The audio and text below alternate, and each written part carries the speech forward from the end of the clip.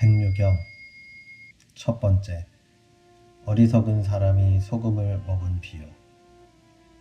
옛날 어떤 어리석은 사람이 남의 집에 가서 주인이 주는 음식을 먹고 싱거워 맛이 없다고 불평하였다. 주인이 그 말을 듣고 소금을 넣었다. 그는 소금을 넣은 음식을 맛있게 먹고는 생각하였다. 음식이 맛있는 것은 소금 때문이다. 조금만 넣어도 맛있는데 많이 넣으면 얼마나 더 맛있을까?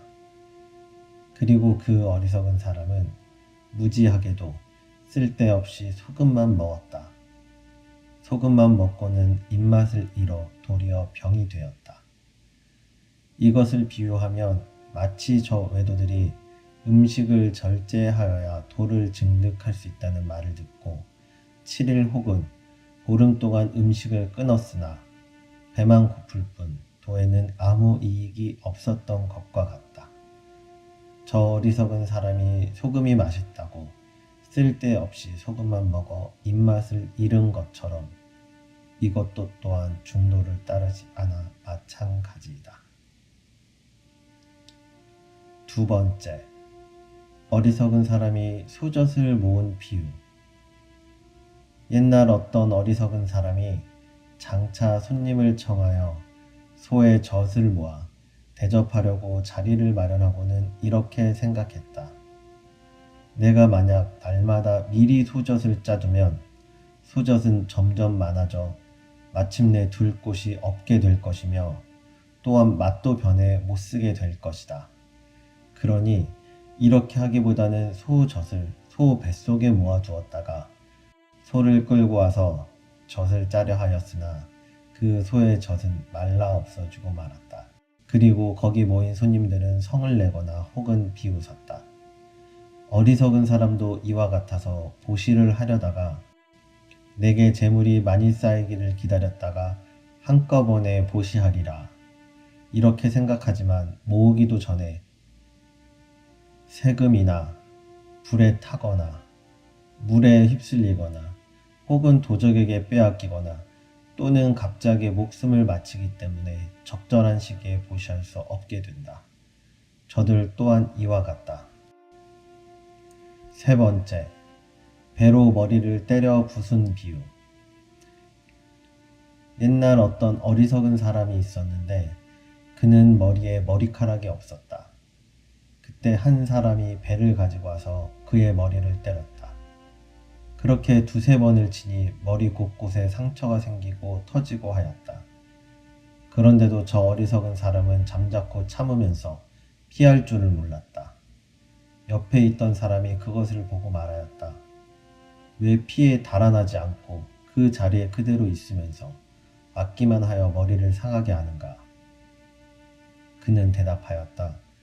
저 사람은 교만하고 힘만 믿으며 어리석고 지혜가 없어서 내 머리에 머리카락이 없는 것을 보고 돌이라 생각하여 배를 가지고 와서 저렇게 내 머리를 때려 상처를 낸 것이다. 옆에 있던 사람이 말하였다. 당신 자신이 어리석은데 어째서 저 사람을 어리석다고 하는가? 당신이 만일 어리석지 않다면 왜 남에게 얻어맞으며 나아가 머리에 상처까지 입으면서도 피할 줄을 모르는가? 남자, 여자 수행자도 그와 같아서 믿음과 계율과 들음과 지혜를 닦지 않고 오직 모습과 옷만 단정히 하여 이익만을 추구하니 마치 어리석은 사람이 남에게 머리를 맞으면서도 피할 줄을 모르고 나아가 머리에 상처까지 입으면서도 도리어 남을 어리석다고 하는 것과 같다. 수행자들 또한 이와 같다고 하겠다. 네 번째, 여자가 거짓으로 죽었다고 말한 비유. 옛날 어떤 어리석은 사람이 있었다. 그의 아내는 용모가 단정하였으므로 그는 마음으로 매우 사랑하고 소중히 여겼다. 그러나 그 부인은 정직하고 믿음스럽지 못하여 사는 동안에 다른 남자와 정을 통하였고 음탕한 마음을 걷잡지 못하여 급기야 제 남편을 버리고 정부에게로 가려고 하였다. 그래서 한 노파에게 은밀히 말하였다. 내가 떠난 뒤에 당신은 죽은 여자 시체를 하나 가져다 우리 방에 놓아두고 내 남편에게 내가 이미 죽었다고 말해 주시오. 그런 일이 있은 뒤에 노파는 그 여자의 남편이 없는 틈을 엿보다 시체 하나를 그 집에 갖다 놓고 그 남편이 돌아오자 노파가 그 남편에게 말하였다. 당신의 아내가 이미 죽었어. 남편이 즉시 가서 살펴보고는 그것이 자기 아내라 믿고 슬피 울면서 괴로워하였다. 그리고 장작을 쌓고 기름을 붓고 시체를 태운 뒤에 뼈를 자루에 담아 밤낮으로 품고 있었다. 얼마 뒤에 아내는 정부가 싫어져 집으로 돌아와 그 남편에게 말하였다. 내가 바로 당신의 아내입니다. 남편이 말하였다. 내 아내는 벌써 죽었다. 너는 누구길래 내 아내라고 거짓말을 하는가? 그 아내는 두세 번 말하였으나 남편은 전혀 믿지 않았다. 이것은 마치 저 외도들이 다른 사람의 삿된 말만을 듣고 마음이 미혹하고 집착하여 그것을 진실이라 하며 끝끝내 고치지 않고 아무리 바른 법을 들어도 그것을 믿고 받들어 가지지 않는 것과 같다. 5번째, 목마른 사람이 물을 보는 비유. 옛날 매우 어리석어 지혜가 없는 어떤 사람이 너무도 목이 말라 물을 찾았다.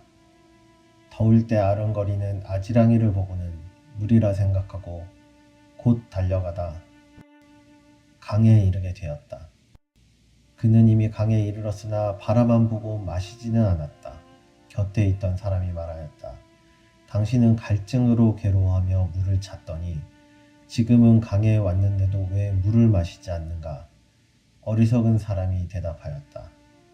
만약 그대가 다 마실 수 있다면 나도 마시겠지만 이 물이 너무 많아 한꺼번에 다 마실 수 없다. 그런 까닭에 마시지 않고 있다. 그때 사람들은 그 말을 듣고 모두 크게 어리석은 사람이라고 비웃었다. 이것을 비유하면 마치 외도들이 자기들의 그 이론만 취하여 자기는 부처님의 계율을 가질 수 없다 하면서 그것을 받으려 하지 않나니 그래서 장래에는 돌을 얻지 못하고 생사를 떠도는 것과 같다. 저 어리석은 사람이 물을 보고도 마시지 않아 사람들의 비웃음을 산 것도 그와 마찬가지다. 6번째, 죽은 아들을 집에 두려는 비유. 옛날 어떤 어리석은 사람이 7명의 아들을 길렀는데 첫째 아들이 먼저 죽었다. 그때 이 어리석은 사람은 아들이 죽은 것을 보고 집에 그대로 놓아두고 제 자신은 떠나려 하였다. 곁에 있던 사람이 그 사실을 보고 그에게 말하였다. 삶과 죽음의 길이 다르니 빨리 장화방에 꾸며 먼 곳으로 보내어 장례를 치르는 것이 마땅하거늘 왜 집에 놔둔 채 그대 자신이 떠나려 하는가? 그때 어리석은 사람은 이 말을 듣고 가만히 생각하였다. 만일 집에 두지 않고 꼭 장례를 치러야 한다면 마땅히 아들 하나를 또 죽여 머리 둘을 메고 가는 것이 보다 운치 있는 일일 것이다. 그는 아들 하나를 다시 죽여 메고 먼 곳의 숲에서 장례를 치렀다. 당시 사람들은 그것을 보고 매우 어리석은 일이라 비웃으며 일찍이 없었던 일이라고 괴상하게 여겼다. 이것을 비유하면 마치 수행자가 사사로이 한 가지 계율을 범하고도 마음속으로 참여하기를 꺼려 잠자코 덮어두고는 스스로 청정하다고 말하는 것과 같다. 그때 마침 어떤 사람이 그것을 알고 그 수행자에게 말하였다. 수행하는 사람은 금계를 지키기를 마치 맑은 구슬을 보호하듯 잃지 말아야 하겠거늘 그대는 왜 지금 계율을 범하고도 참여하려 하지 않는가? 계율을 범한 사람이 말하였다. 진실로 꼭 참여해야 한다면 다시 한 번 더 범한 뒤에 사람들에게 알리겠다. 그리고는 마침 계율을 깨뜨리고 선하지 않은 짓을 많이 저지르고서야 비로소 사람들에게 알렸다. 이것을 비유하면 마치 저 어리석은 사람이 한 아들이 죽자 또 한 아들을 죽인 것과 같나니 수행자도 그와 마찬가지다. 7번째, 남을 형이라 인정하는 비유. 옛날에 단정한 용모에 지혜를 갖추고 또 재물이 많은 사람이 있었는데 온 세상 사람들이 그 사실을 듣고 모두를 찬양하지 않는 이가 없었다. 그때 어떤 어리석은 사람이 이러한 것을 보고 그를 자기 형이라고 불렀다. 왜냐하면 그에게 재물이 많이 있기 때문에 필요로 하는 재물을 얻어쓰기 위해 형이라고 한 것이다. 그러나 빚을 갚고 나자 자기 형이 아니라고 하였다. 곁에 있던 사람이 그에게 말하였다. 그대는 어리석은 사람이다. 어째서 재물이 필요하면 남을 형이라고 하고 빚을 갚고 나자 형이 아니라고 말하는가? 어리석은 사람이 대답하였다. 나는 그의 재물을 얻기 위해 그를 형이라고 했지만 사실은 내 형이 아니기 때문에 빚을 갚았을 때에는 형이 아니라고 한 것이다. 사람들은 이 말을 듣고 모두 웃지 않는 이가 없었다. 그것은 마치 저 외도들이 부처님의 좋은 말씀을 듣고는 가만히 훔쳐다 자기 것으로 삼아 쓰는 것과 같다. 곁에 있는 사람들이 그에게 그대로 수행하라 하면 그는 기꺼이 수행하지 않고 이렇게 말한다. 나는 이익을 위해서 저 부처님의 마음을 끌어다가 중생을 교화하지만 실제 사실로 말하는 것이 아니거늘 어떻게 그대로 수행하겠는가?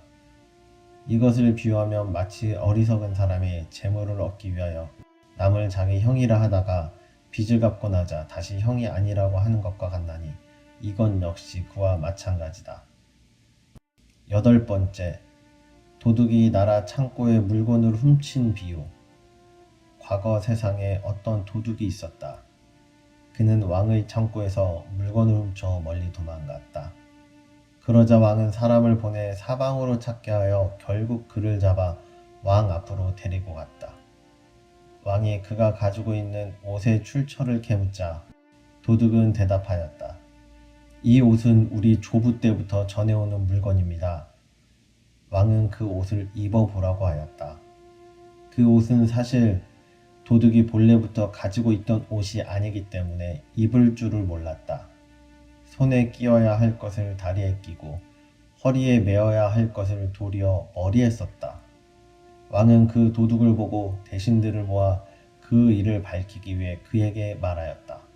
만일 그것이 너희 조부 때부터 내려와 가지고 있던 옷이라면 분명 입을 줄 알아야 할 것이거늘 어째서 위에 착용해야 할 것을 거꾸로 아래에 착용했느냐. 입을 줄 모르는 것을 보면 그 옷은 도둑질한 것이지 네가 예전부터 가지고 있던 물건이 아님이 분명하다.